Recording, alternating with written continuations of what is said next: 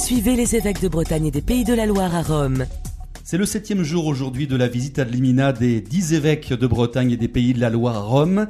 Hier mardi, les évêques ont été reçus notamment à la Congrégation pour l'éducation catholique. Nous l'évoquerons dans un instant avec nos invités. Monseigneur Jean-Marie Levert, évêque de Quimper-et-Léon, et Monseigneur Nicolas Souchu, évêque auxiliaire de Rennes. Et en seconde partie d'émission, comme chaque jour, nous ferons connaissance avec un Breton vivant à Rome. Aujourd'hui, rencontre avec Philippe Le Tourneur. Il est originaire de Fougères, en Ille-et-Vilaine.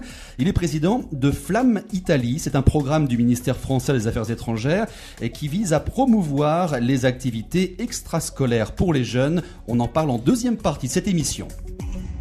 Bonjour à toutes et à tous, j'ai le plaisir de vous retrouver comme chaque jour depuis le séminaire français de Rome. Nous suivons pas à pas cette visite ad limina des évêques à Rome.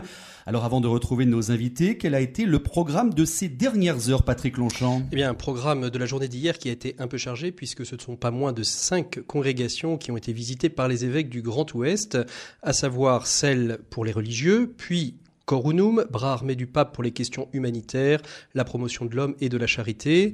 Elle intervient comme ONG parfois directement sur le terrain dans des situations graves, mais reste aussi attentive à la diffusion de la pensée de l'Église sur les questions de charité, comme l'encyclique Deus Caritas Est, tout en étant le référent romain pour des organismes catholiques comme le Secours catholique, qui est représenté à Rome dans sa structure internationale par Caritas Internationalis. Puis, dans l'après-midi, les évêques ont rencontré le Conseil pontifical pour la pastorale des migrants, le Conseil pontifical pour l'apostolat des laïcs, et le plus important, ou en tout cas celui auquel on va s'intéresser aujourd'hui, qui est la Congrégation pour l'enseignement catholique, puisque nos départements de la Bretagne et des Pays de la Loire comptent une concentration importante d'établissements qui va jusqu'à 50% en Vendée, sans oublier bien sûr l'enseignement supérieur privé et l'université catholique d'Angers. Il y a aussi en France 2 problématiques. Sont-elles des problématiques ? En tout cas, celle de la catholicité des établissements et l'émergence qui en découle des écoles hors contrat, et plus politiquement la potentielle remise en cause par le nouveau gouvernement de la reconnaissance par les universités françaises des diplômes délivrés par les universités pontificales romaines. Entre ces 2 sessions de travail, nos évêques se sont accordés une petite visite culturelle. Après la Bibliothèque Vaticane, ils se sont rendus aux fouilles archéologiques de Saint-Pierre ou aux chambres de Raphaël, et les fouilles archéologiques sous Saint-Pierre, où ont été mises à jour une nécropole romaine ainsi que les ossements que l'on peut affirmer être à 99% ceux de l'apôtre lui-même. Voilà pour les dernières heures. Passons maintenant à cette journée de mercredi. Patrick, quel est le programme pour ces évêques ? Alors aujourd'hui, au programme 4 congrégations, le dialogue interreligieux, la signature apostolique, l'évangélisation des peuples, et puis la journée se terminera par la messe à Saint-Paul-hors-les-Murs, présidée par Monseigneur Aubertin, archevêque de Tours, et ce sera la 3e étape du pèlerinage ad limina. Merci Patrick Longchamp. Vous l'avez entendu, un programme encore très chargé pour les évêques de l'Ouest. Alors nous allons revenir dans un instant sur ces dernières rencontres, mais d'abord revenons comme avec chaque invité sur la rencontre avec le pape Benoît XVI. Nos invités, bonjour à vous, Monseigneur Jean-Marie Levert, vous êtes évêque de Quimper-et-Léon. Bonjour. Et Monseigneur Nicolas Souchu, vous êtes évêque auxiliaire de Rennes. Bonjour. Nous allons revenir, si vous le voulez bien, sur cette rencontre avec le pape Benoît XVI, et vous serez interrogé également par Sophie Noailles. Bonjour Sophie. Bonjour Anthony, bonjour à tous. Monseigneur Jean-Marie Levert, que gardez-vous de cette rencontre de vendredi avec le pape Benoît XVI ? Alors nous avons beaucoup de chance puisque nous avons vu le pape en province dans un premier temps et un quart d'heure après avec tout le groupe des évêques, la visite ad limina, où là, il a fait le discours qui est maintenant public. Notre rencontre a été pour moi un moment tout à fait exceptionnel. D'abord, c'est la première fois que je parle avec le pape. Et c'était pour moi un grand moment d'émotion parce que je ne pouvais pas m'empêcher de penser que ce serait sans doute la seule visite ad limina que nous aurions avec lui. S'il approchait dans 9 ans, on risque d'avoir quelques changements quand même. Et voilà, un pape extrêmement à l'écoute, tout à fait libre, d'une très grande simplicité, d'une très grande proximité, et aussi extrêmement lumineux dans ses réponses aux questions parfois un peu compliquées que nous lui posons. Voilà, moi j'étais tout à fait frappé par cet homme, une fois de plus, et de aussi du poids qu'il porte, et ça se voit physiquement. Et ça se voit spirituellement. Monseigneur Souchu, que gardez-vous de cette rencontre avec Benoît XVI ? Même sentiment que Monseigneur Levert. Nous étions la province de Rennes, la seule province qui avait juste avant le discours à tous les évêques présents pour la visite à Limina. Et de fait, j'ai été aussi marqué davantage par cette rencontre inter-province avec le pape que par le discours qui était un discours pour tout le monde. Et c'est vrai que l'intelligence du pape est tout de même remarquable, avec d'abord un français tout à fait admirable. Il est capable de vous faire une petite leçon, soit de théologie, soit de philosophie, ou sur l'éducation, qui donne vraiment du recul. Et on se dit que c'est formidable qu'un homme de son âge, mais au poste où il se trouve, comme successeur de Saint-Pierre, ait cette capacité de recul et de nous aider, du coup, à être évêques là où nous sommes. Il y a 2 jours, pour rebondir sur les propos de Monseigneur Souchu, Monseigneur Levert, Monseigneur d'Ornelas déclarait « Nous avons rencontré un très, très, très grand frère dans l'épiscopat ». Alors, ça a été votre impression aussi? Vous attendiez quelque chose d'autre? Je pouvais difficilement attendre quelque chose parce que je n'avais aucun référentiel de comparaison. Mais oui, un grand frère, ça c'est sûr. Un père aussi, un père dans notre foi, qui nous conforte. Ce qui est tout à fait, à mon avis, impressionnant avec Benoît XVI, mais je pense que c'est vrai avec tous les papes, c'est que contrairement à ce que beaucoup ne croient, nous n'allons pas chercher des consignes. Il nous aide, il nous écoute, nous lui donnons aussi des informations, et il nous renvoie à notre responsabilité, mais voilà, on voit bien que nous partageons la même succession apostolique. C'est difficilement exprimable. J'ai un peu de mal à mettre des mots sur tout cela. Mais oui, on a vraiment eu quelqu'un qui est là pour nous encourager dans notre ministère.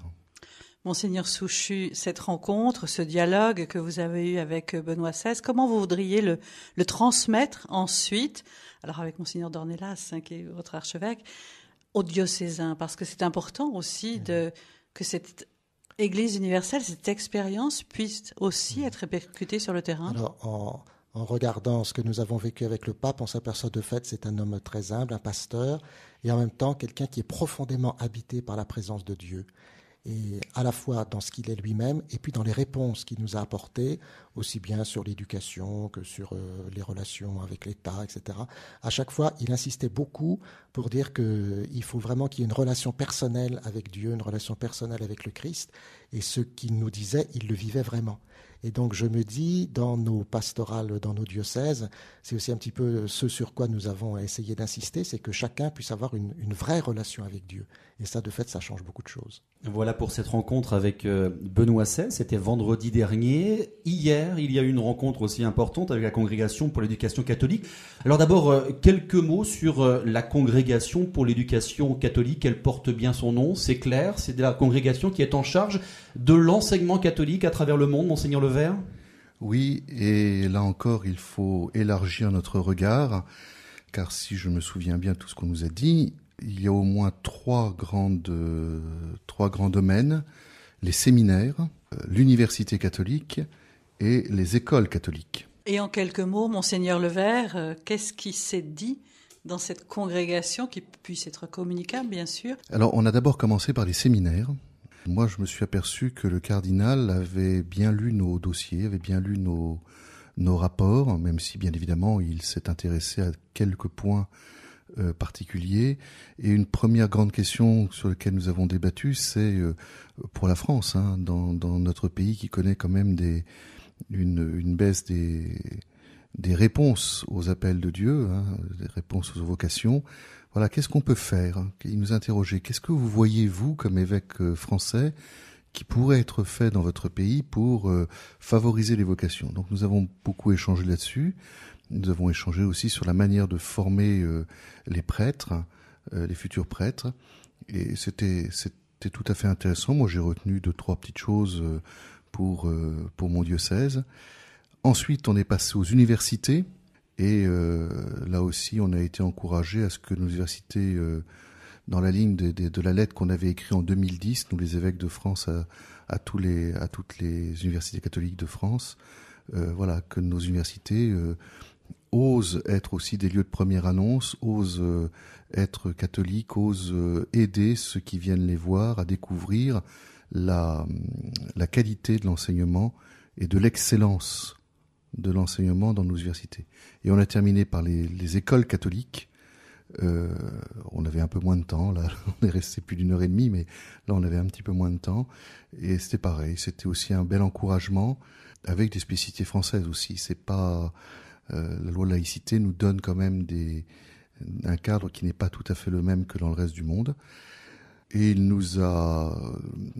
cardinal a beaucoup partagé sur des expériences qu'il avait ailleurs, où il disait, voilà, dans le monde, l'école catholique est vraiment un lieu d'excellence et un lieu reconnu. Les gens connaissent sa qualité, pas seulement parce que l'enseignement qui est fait est bon, mais parce que, disait-il, on forme la globalité de l'être humain.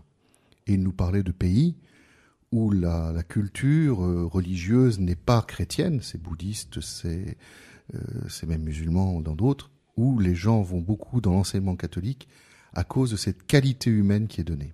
On forme la globalité de la personne humaine encore aujourd'hui, en 2012, parce qu'évidemment, les enseignants de 2012 sont les enseignants, les jeunes du monde d'aujourd'hui, qui ne sont pas, et c'est le moins qu'on puisse dire, sur le chemin de la foi. On fait comment avec ces enseignants d'aujourd'hui qui ne sont pas sur le chemin de la foi ? Eh bien, c'est tout l'art du chef d'établissement, c'est tout l'art de son équipe de direction, c'est tout l'art de nos directions diocésaines d'enseignement catholique, c'est tout l'art de la veille que nous pouvons assurer. C'est tout l'art aussi de la manière dont on forme nos maîtres, puisque les maîtres, les professeurs d'enseignement catholique sont pour une part formés par nous. On essaye de le montrer justement, de leur donner autre chose, de leur donner cette valeur ajoutée par rapport à l'éducation nationale, je crois. Et les jeunes qui y sont, et les parents qui envoient leurs enfants ne s'y trompent pas. Merci Monseigneur Jean-Marie Levert, merci à vous Monseigneur Nicolas Souchu d'avoir été nos invités dans ce magazine. Merci. Deuxième partie de l'émission et comme chaque jour, nous faisons connaissance avec un Breton habitant ici à Rome. Notre invité d'aujourd'hui est Philippe Le Tourneur. Bonjour. Bonjour. Merci d'avoir accepté notre invitation. Vous êtes originaire de Fougères et vous êtes à Rome depuis 2004. Vous êtes président de Flamme Italie, une association qui tente de promouvoir les activités extrascolaires pour les enfants, mais en langue française. On va y revenir dans un instant. Mais alors, le jeune Philippe Le Tourneur que vous êtes à Rome depuis 2004, pourquoi, comment on arrive de Fougères à Rome ? Moi, je suis arrivé ici parce que j'ai rencontré une Romaine quelque part dans le sud de la France, où j'avais déjà commencé à glisser un petit peu. Ouais. Et puis, petit à petit, le vent m'a poussé un peu plus sud. Et je suis arrivé à Rome en 2004. Ça va faire maintenant 7-8 ans. Vous êtes donc originaire de Fougères, installé à Rome depuis 2004. Et vous êtes notamment président de Flamme Italie. Flamme, c'est en fait au départ un programme. Flamme, c'est un programme du ministère des Affaires étrangères, français évidemment. Et ici, Flamme Italie, c'est une association qui permet l'organisation d'activités extrascolaires, donc pour les enfants, mais en langue française. Alors concrètement, de quoi il s'agit ? La séance commence, ils écrivent, ils dessinent, ils chantent, ils suivent un thème chaque année particulier. Cette année, le thème, c'est le Petit Prince. Ils sont amenés à développer des scénarios avec d'autres personnages sur le Petit Prince. Donc on se retrouve dans des salles de classe, qui sont les salles du lycée Chateaubriand. Donc les enfants se retrouvent aussi dans un contexte dans lequel ils savent qu'ils apprennent quelque chose. Qu'est-ce que ça apporte selon vous, cette double culture et donc cette double langue pour ces enfants, si vous prenez vos enfants, vous en particulier ? Une richesse énorme qui est celle de la différence, de pouvoir comparer, de pouvoir relativiser, quelque chose qui permet plus d'échanges et une ouverture sur le monde. Le discours de l'association est un discours d'ouverture, plus qu'un discours de langue. C'est pas pour dire, effectivement, moi je me replie sur ma culture, regarde ma culture, comment elle est, etc. Non, c'est pour dire, regarde comment je suis différent et comment c'est beau, la différence. Voilà. Merci Philippe Le Tourneur d'avoir été notre invité pour cette deuxième partie de l'émission. Kenavo ? Kenavo. Et c'est avec ce témoignage d'un Breton ici à Rome que se referme ce magazine d'aujourd'hui consacré à la visite ad limina des évêques de l'Ouest à Rome.